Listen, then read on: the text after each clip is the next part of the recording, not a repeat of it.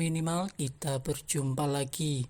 Kali ini saya mereview series Netflix yang berjudul Money Heist versi Korea, episode yang kedua, di mana di episode pertama kita diperlihatkan aksi jenius profesor yang merampok di sebuah percetakan uang di Korea karena adanya banyak ketimpangan sosial setelah bergabungnya Korea.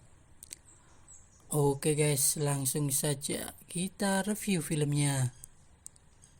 Episode kedua dimulai dengan kilas balik ke masa lalu.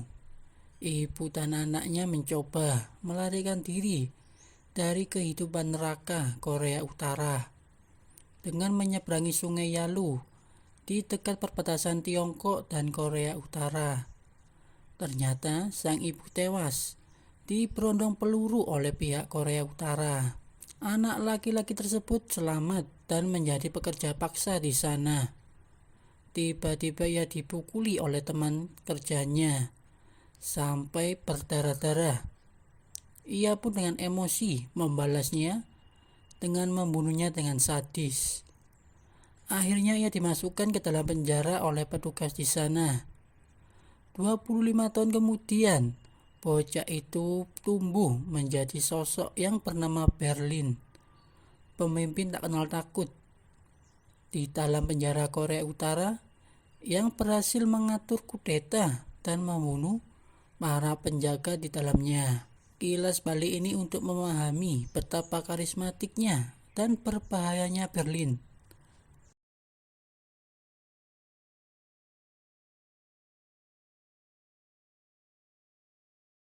Setelah 15 jam perampokan, para sandera dibagi menjadi beberapa kelompok. Ada yang bagian memasak, produksi uang, dan ada juga yang menggali lubang secara bergiliran agar merasa aman dan ada kesibukan biar tidak stres.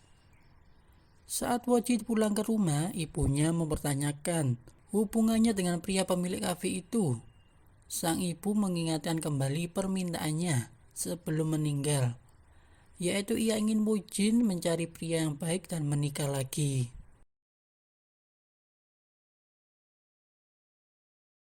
Wojin pun merendam isu yang mengatakan ada pihak militer yang diam-diam masuk ke gedung itu dengan mengatakan bahwa berita itu palsu agar tidak ada opini publik yang membuat suasananya menjadi kacau. Saat ini ialah yang bertanggung jawab atas semua keputusan negosiasi Uni Kesatuan dan setiap informasi kepada pers. Ia menekankan untuk bekerja sebagai sebuah tim. Jika tidak, ini bisa menjadi berantakan. Wojin pun menganalisa dan menyimpulkan serangan ini tidak dilakukan karena alasan politik dan mereka bukanlah sekedar orang perampok biasa. Wojin pun menghubungi profesor, tapi profesor mengalihkan pertanyaannya lebih secara pribadi, bertanya tentang seks dan orgasme, karena prioritasnya adalah saling mengenal dan membangun kepercayaan di antara mereka. Profesor pun mengakhiri percakapannya. Nairobi di sini sebagai pengawas pencetak uang, dan pengawas untuk menggali lubang adalah Denver dan ayahnya.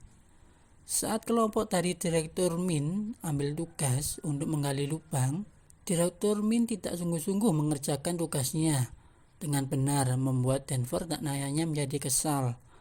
Untungnya ada Berlin untuk menenangkan Denver yang begitu emosi. Saat Denver dan ayahnya mengobrol di dekat pintu anak tangga, Direktur Min memprovokasi kelompoknya untuk membuat kekacauan agar ia bisa pergi untuk mencari bantuan. Ternyata salah satu kelompok itu melukai tangannya dengan sekop. Denver dan ayah pun datang melihat kekacauan itu. Direktur Min pun dengan sembunyi-sembunyi kabur melalui tangga itu. Saat Denver mencari kotak P3K untuk menolong orang itu, sang direktur pun ketahuan oleh Tokyo saat bersembunyi di balik meja. Ia pun dibawa ke hadapan Berlin. Tak berselang lama, Denver membawa orang yang luka itu juga ke hadapan Berlin. Sang direktur pun mencari aman dengan beralasan bahwa ia kabur karena ingin menolong temannya yang terluka. Berlin pun dengan tegas mengambil sikap atas insiden itu dengan merubah kelompoknya menjadi dua, yaitu kelompok orang asli Korea Utara dan orang asli Korea Selatan, agar mereka saling mengawasi satu sama lain dan tidak terjadi kekacauan lagi. Anak dari dubes Amerika pun ditaruh di sebuah ruangan karena ialah kartu as perampokan ini. Ia di sini diawasi oleh Rio. Tokyo pun tidak senang dengan keputusan Berlin menghukum para sandera dengan cara seperti itu. Disinilah terjadi keretakan di antara para sandera dan kelompok perampok itu karena begitu banyaknya tekanan yang silih berganti datang. Setelah berkonsultasi dengan anak buahnya, Wo Jin pun memerintah seluruh anak buahnya untuk mematikan seluruh handphone atau perangkat lainnya, hanya menggunakan HT untuk alat komunikasi mereka, guna melacak jaringan yang masuk di dekat situ. Ia pun meminta mengevakuasi semua orang yang berada di lokasi sekitar gedung itu.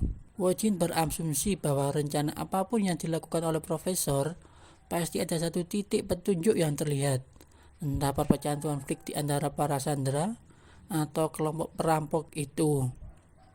Direktur Min kembali memprovokasi sekretarisnya Misun untuk mengambil jam tangan pintar miliknya yang ia taruh di loker kantornya agar ia bisa meminta bantuan ke pihak kepolisian.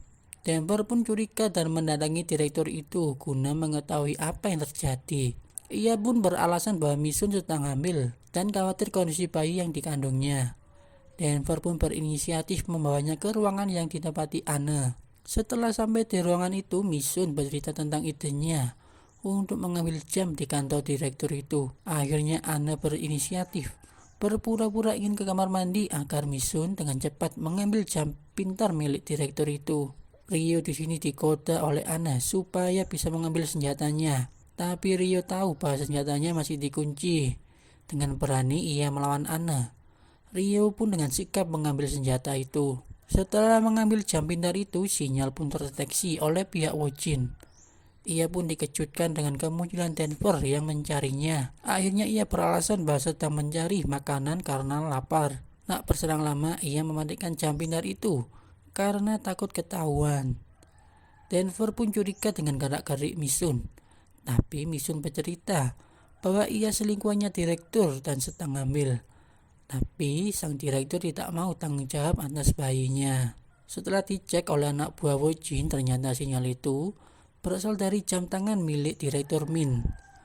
Wo Jin berinisiatif menelpon profesor guna mencari petunjuk apakah jam tangan ini dibawa oleh sandera atau perampok. Setelah mendengar jawaban profesor, ia yakin bahwa jam itu dibawa oleh sandera untuk meminta bantuan. Akhirnya anak buah Wo Jin memberi ide dengan meratas jam itu menggunakan spam tautan pesan. Tapi kondisinya saat jam itu dihidupkan dan harus membuka pesan itu. Adu mulut terjadi di antara Denver dan direktur karena tidak mau tanggung jawab atas bayinya. Miun pun dengan cepat memasukkan jam itu ke kantong celana direktur. Sang profesor pun curiga ada yang tidak beres atas ketenangan Wo Jin saat menelponnya. Ia pun mencoba menghubungi Berlin, tapi di sana ada Rio. Dengan menjawab santai bahwa tidak terjadi apa-apa di sana, profesor pun berinisiatif mengirimi pesan kepada Wo Jin. Setelah 28 jam perampokan, pihak Wo Jin menunggu peretasan jam tangan itu sekitar 1 atau 2 jam ke depan. Sang direktur di sini beralasan ke kamar mandi guna menghubungi pihak kepolisian. Aksinya kali ini gagal. Denver pun curiga, akhirnya ia membuka pintu toiletnya dan menunggunya. Setelah menerima pesan dari Sunho alias profesor, Wo Jin pun bergegas ke tempat kafe tersebut guna makan siang di sana. Setelah sampai di kafe itu, Wo Jin ditelepon oleh anak buahnya bahwa ia berhasil meretas jam itu, tapi menunggu menyala dan membuka spam pesannya dibutuhkan waktu 30 detik saja. Wo Jin pun curiga karena Sunho menguping pembicaraannya. Untung dengan cepat ia beralasan bahwa ingin segera hubungan serius dengannya. Ia takut ada laki-laki lain, makanya ia menguping pembicaraannya. Wo Jin dengan keadaan bingung menjawab belum bisa menjalani hubungan lagi. Sang profesor pun menelepon ke Berlin dan mengatakan bahwa di antara mereka ada yang memiliki jam pintar guna menghubungi polisi. Berlin pun dengan sigap mengumpulkan para sandera itu di lantai dasar. Sang direktur pun panik, ia langsung menyalakan jam itu dan membuka spam pesannya. Pihak Wojin pun langsung meretas jam itu dan mendengar apa yang mereka bicarakan. Sang direktur menyerahkan jam itu kepada Mihun karena dipanggil oleh Berlin guna untuk memeriksa satu persatu sandera dengan menggunakan alat pendeteksi logam. Mihun dengan sikap menyembunyikan di bajunya. Saat giliran Mihun diperiksa, sang direktur pun panik. Berlin pun mengajari cara yang benar menggunakan alat itu. Setelah berhasil lolos, tiba-tiba jam tangan itu jatuh dari celana Mihun. Berlin pun marah dan menghancurkan jam itu. Pihak dari Wojin pun panik. Wah, mereka ketahuan. Sang profesor pun menelepon Wojin agar tidak melakukan hal itu lagi karena mengakibatkan negosiasi menjadi alot dan keadaan bahaya mengancam para sandera. Ia pun memberi kesempatan satu kali lagi agar tidak diulangi. Tak disangka ada rekaman video sempat disimpan sebelum jam itu hancur. Ini adalah titik terang untuk mengetahui identitas para perampok itu. Perselisihan terjadi saat Berlin memerintah membunuh Mihun. Rio dan Denver tidak setuju dengan cara ini karena profesor mengatakan tidak boleh ada yang terbunuh. Sang profesor pun tahu kekacauan di sana. Ia berusaha mencegahnya dengan menelponnya, tapi Berlin menyuruh untuk tidak menjawabnya agar fokus ke masalah lain yang belum terselesaikan. Denver pun membawa Mihun untuk dieksekusi. Berlin pun mengatakan bahwa ada yang menyuruh wanita ini untuk mengambil jam tersebut. Salah satu dari sandera pun menjawab bahwa direkturlah yang salah karena ia yang menyuruh Mihun. Direktur pun ketakutan dan memohon agar tidak membunuhnya. Akibat ulah egoisnya inilah nyawa dari Mihun terancam. Rio pun meminta bantuan rekannya yang berada di bagian percetakan uang untuk menolongnya. Denver di sini bimbang dan takut apa ia akan benar-benar membunuhnya atau tidak. Sesaat Tokyo ingin mencegah Denver untuk membunuhnya, tapi terlambat. Suara tembakan mulai terdengar.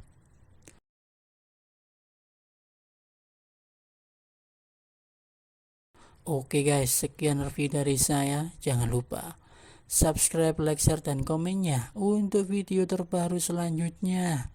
Terima kasih.